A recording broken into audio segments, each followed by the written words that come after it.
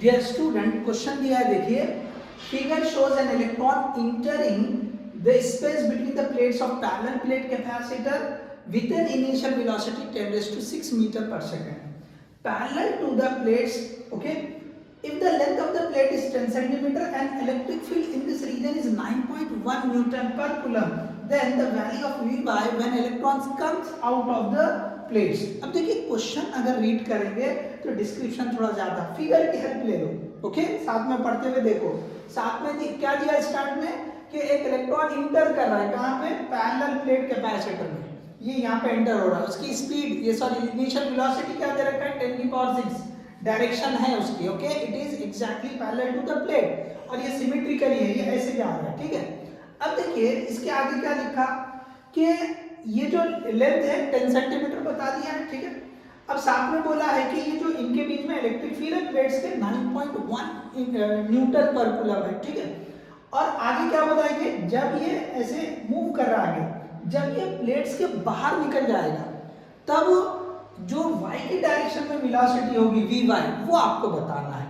अब क्यों पूछा y की डायरेक्शन में, अब देखो x की डायरेक्शन में सीधे जा रहा था, लेकिन फील्ड क्या करेगी, इलेक्ट्रॉन चार्ज पार्टिकल है उसके ऊपर फोर्स लगाएगी. किस तरह का, नेगेटिव वाला है, तो फोर्स किधर लगेगी, opposite to the direction of electric field. Electric field की डायरेक्शन ऐसी है. ठीक है, पॉजिटिव से नेगेटिव की तरफ होती है, तो इसके ऊपर फोर्स किधर लगेगी, ऊपर की तरफ. मतलब ये इलेक्ट्रॉन ऐसे सीधे जा रहा है, उसके ऊपर फोर्स ऊपर की तरफ लग रही है. तो देखो ये एग्जैक्टली ये ऐसे जाना चाहिए अगर फोर्स नहीं लग रही है. फोर्स लगनी बोल के क्या हो रहा है, धीरे धीरे धीरे ये ऐसे ऊपर की तरफ जा रहा है. तो जब वो यहाँ पहुंचेगा, मतलब just coming out of the plates, ये प्लेट्स के बाहर निकलने को है. सो एट दैट इंस्टेंट, अब उसमें उस वक्त डायरेक्शन क्या हो रही है, डायरेक्शन ये ऐसी हो रही है, ऐसे जा रहा है, ये ऐसे जा रहा है ना, it is moving like this.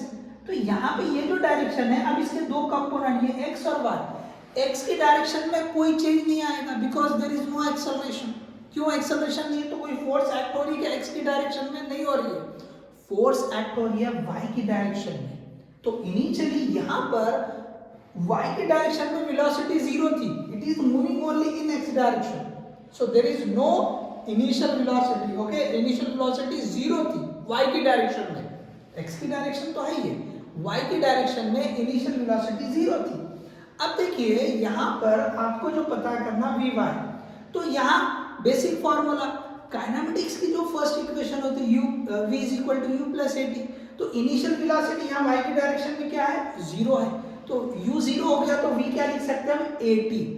Okay, u zero हो गया तो क्या लिख सकते हैं, at. a क्या है, एक्सेलरेशन लग रहा है y की डायरेक्शन. देखो y की डायरेक्शन में वेलोसिटी लिखी हम, तो y की डायरेक्शन में एक्सेलरेशन कितना लगेगा, तो फोर्स कौन लगा रही है, इलेक्ट्रिक फील्ड. तो इलेक्ट्रोस्टैटिक फोर्स डिवाइड बाय किस पे फोर्स लगी है, तो इलेक्ट्रॉन के, तो Fe बाय me. ओके, सो ये फोर्स डिवाइड बाय मास, ये एक्सेलरेशन होगा.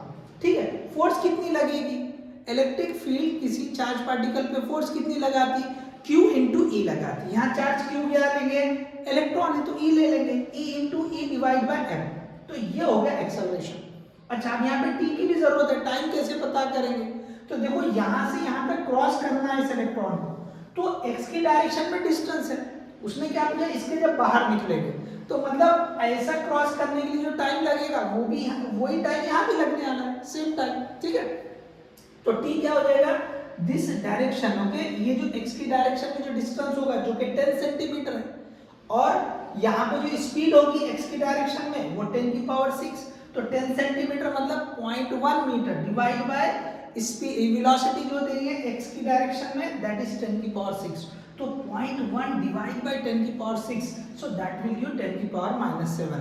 तो हमने टाइम भी पता कर लिया, एक्सेलरेशन का फॉर्मूला देख लिए, टाइम कैलकुलेट कर लिए, बस अब रख लो Vy is equal to E upon me into ये टाइम 10 की पावर 7.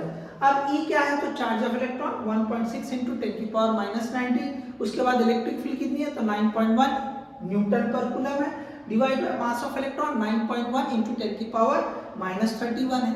अब देखिए ये जो इलेक्ट्रिक फील्ड है उसने सेट करके दिया, आपके कैलकुलेशन आसान हो जाए, सेम एज यहाँ जो टर्म आ रहा वैसा ही दिया. तो अब ये आप 9.1 को कैंसिल कर लो, क्या बचेगा ऊपर 1.6. ऊपर पावर क्या बचेगी 10 की पावर माइनस 19 माइनस 7 माइनस 26 हो जाएगी। नीचे क्या है 10 की पावर माइनस 31, ऊपर जाएगी तो 10 की पावर प्लस 31 हो जाएगी। तो यहाँ पे क्या बच जाएगा फिर 10 की पावर 5। सो 1.6 इंटू 10 की पावर 5 मीटर पर सेकेंड। तो ये जो सेकेंड ऑप्शन है वो करेक्ट रहेगा। So hope you understood. Simple, देखिए अगर आप सिचुएशन समझ गए तो इस क्वेश्चन को बहुत आसानी से आप कर सकते हो। ठीक है, so hope you understood. Thank you.